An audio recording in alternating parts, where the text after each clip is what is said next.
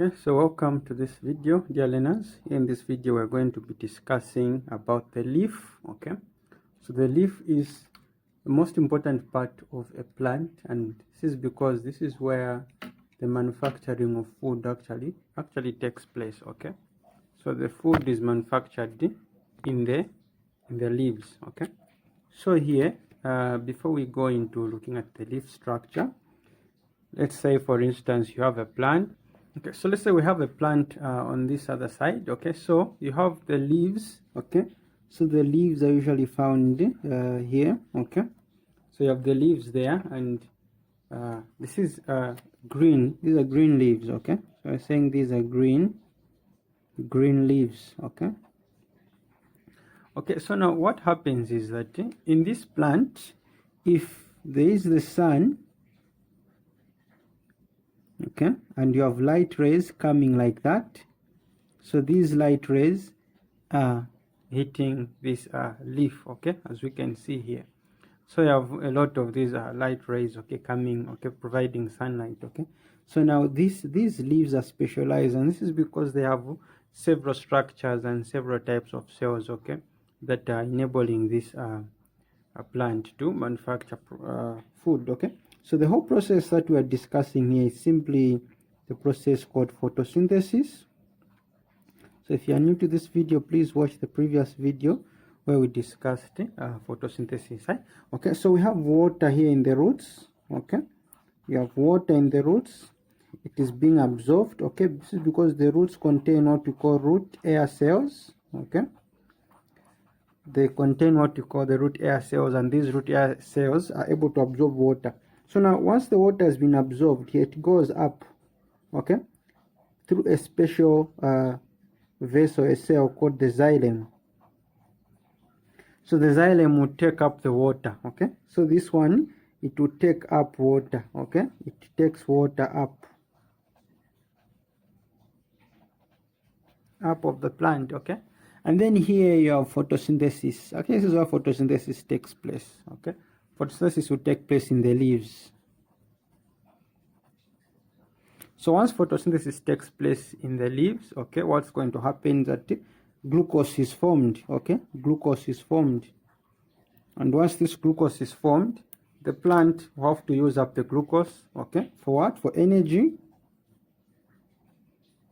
Okay, but then the excess glucose is converted to sucrose.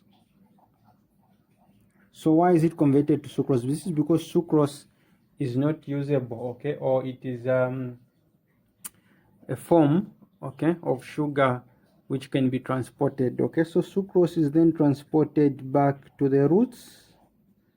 Okay, and to the roots it's converted to starch, and then it is stored. Okay, and the plant can use it up once it needs it again. Okay, so now that we have looked at what just goes on here, so let's look at the leaf structure. Okay, so we have the structure of the leaf here. So this is called the external structure. Okay, this is called the external structure. Okay, so it has the apex. The apex has really no functions, it's just simply the last part of the leaf. Okay, so you have the midrib. Okay, you have the midrib, you have the lamina, the veins, and the stalk. Okay, so this is so the one that of importance is the midrib and the veins. Okay, the midrib and the veins. So as you can see, the midrib is connected to this stalk. Okay, and this stalk is connected to the what?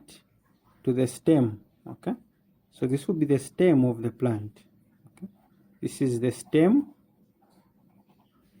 and this stem goes down to the roots. Okay, this stem will go down to the what? To the roots. So like I said, water is absorbed up, and then it goes inside this stalk, and then it goes into the midrib. Okay, so the midrib, this midrib here, okay, on the middle. Okay, the midrib is where? On the middle. So that is where this water, okay, so here you have water is going to move, okay, in the midrib, and then from the midrib the water gets into the leaf lamina through the veins. Okay, so the lamina is important, and this is because it creates surface area for photosynthesis. Okay, surface area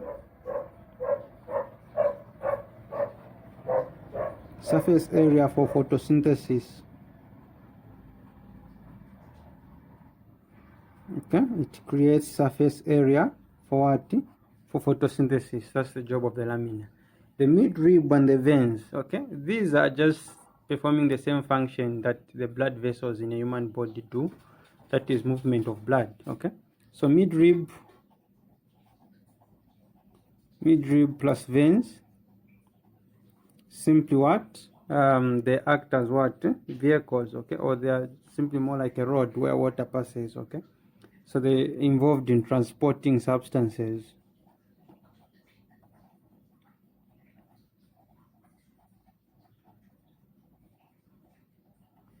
Okay, they're involved in transporting what? Substances. Okay, so the substances that we talk about, in terms of photosynthesis, we're talking about what? The substances that need to be transported. We're talking about water. We're talking about glucose once it is made. Okay, already we know that this leaf, okay, it has got openings that we call stomata. When you look at that, it has openings that we call stomata, and this is where gases can come out. Okay, gases that we are talking about is oxygen and what? And carbon dioxide. Okay, carbon dioxide and oxygen. Okay, so so for photosynthesis to take place, you need light, you need carbon dioxide and water. You combine these, you get glucose, and oxygen is given out. Okay, so watch my previous video on photosynthesis. I explained that. Okay, so let's say we zoom in this part. Okay, let's say we zoom in this part. Okay, so this part, once we zoom in it, we're going inside the leaf now. We see what is taking place inside the leaf, what we call the internal structure of the leaf. Okay, the internal structure of the leaf. So in the internal structure of the leaf, you have, first of all, here, before we go any further, in the internal structure of the leaf, you have this top layer. Okay, so this top layer is made up of wax. We call it the waxy cuticle. Now this waxy cuticle, you can't barely see it because it is transparent. Why is it transparent? Okay, to allow light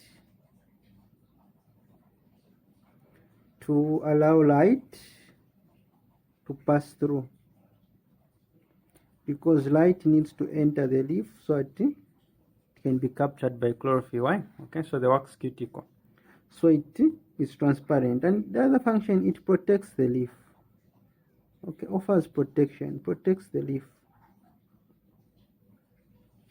Okay, it will protect the leaf. Okay, so this is the wax cuticle here, this layer that is invisible when you look at a plant with your naked eye. Okay, so now you have a layer here of cells. This is a layer of cells. They are more like flat cells, so we call this the upper epidermis. Okay, and these are called upper epidermal cells.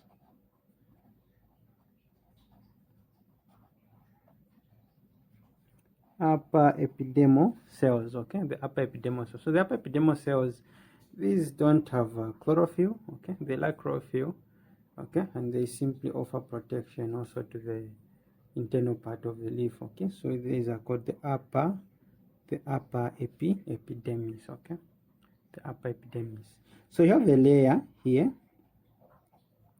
This whole layer, we call it the mesophyll. The mesophyll layer, and this mesophyll layer is made up of, this layer on top is called the palisade. Write that nicely. It's called the palisade. Okay, the palisade. And the one down is called the sponge.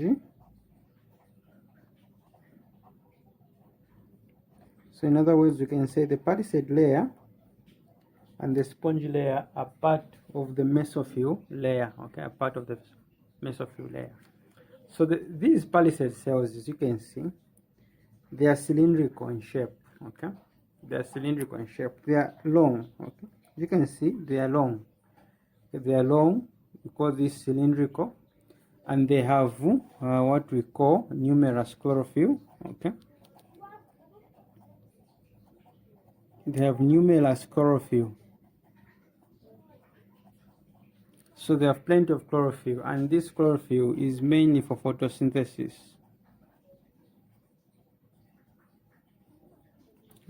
So they have numerous chlorophyll for photosynthesis. Okay, that's the adaptation. Okay, so this is the what we call the adaptation.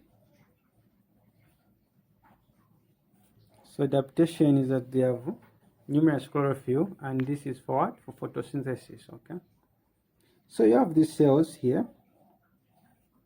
These cells are called spongy cells. Spongy cells, as you can see, they are irregular in shape. Okay, they are irregular in shape. Okay, and because of this, you find that you have got spaces. Okay, you have spaces here. Okay, so they have spaces in between. Okay, and this is for gaseous exchange. Okay, so gases can move out and gases can move in. Okay, so you have gases moving out and others coming in. Okay, so now what gases are we talking about here? Okay, so here what comes out is oxygen. What goes in, it is carbon dioxide. Okay, so you have gases, they go in, carbon dioxide goes in, and oxygen comes out. So this oxygen that is coming out, it will come out as oxygen, and then it passes out here. Okay, oxygen comes out here. So this opening is what we call the stomata.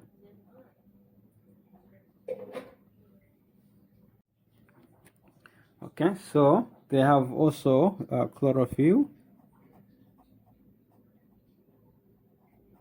Okay, they also have chlorophyll. Okay, so both of the mesophyll layer, they are specialized in photosynthesis, but the one with numerous chlorophyll is the palisade cell.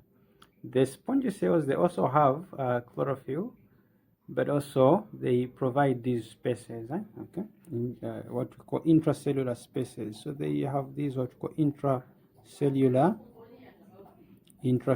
what spaces. Okay, they have intracellular what spaces.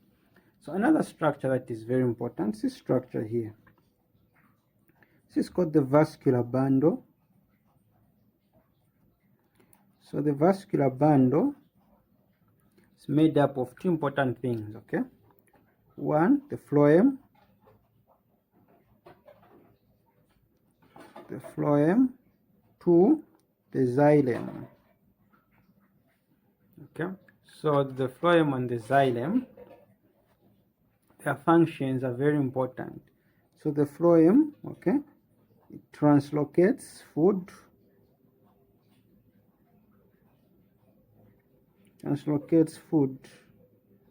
translocates manufactured food. So like I said, the phloem is also found here in the stem. Okay, so once the food is made, like I said, glucose is formed, it is converted to sucrose, and this sucrose can be transported here to the roots, even to other parts of the plant, okay, by the phloem. Okay, and the xylem here simply transports food,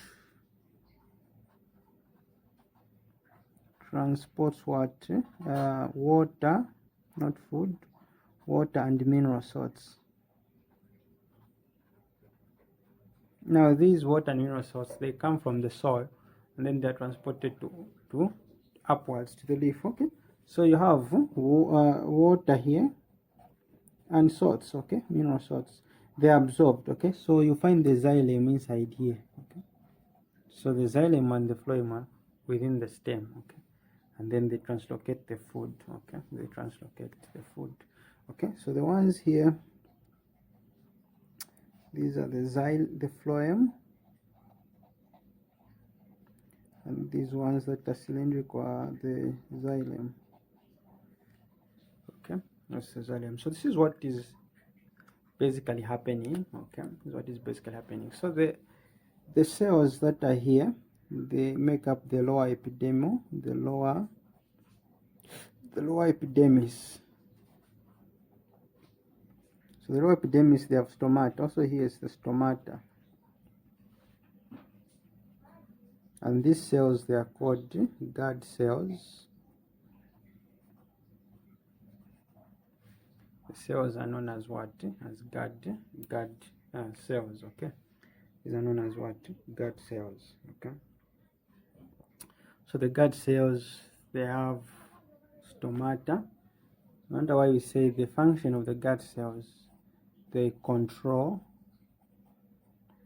size of stomata. Stomata are just openings, okay, where gases can escape.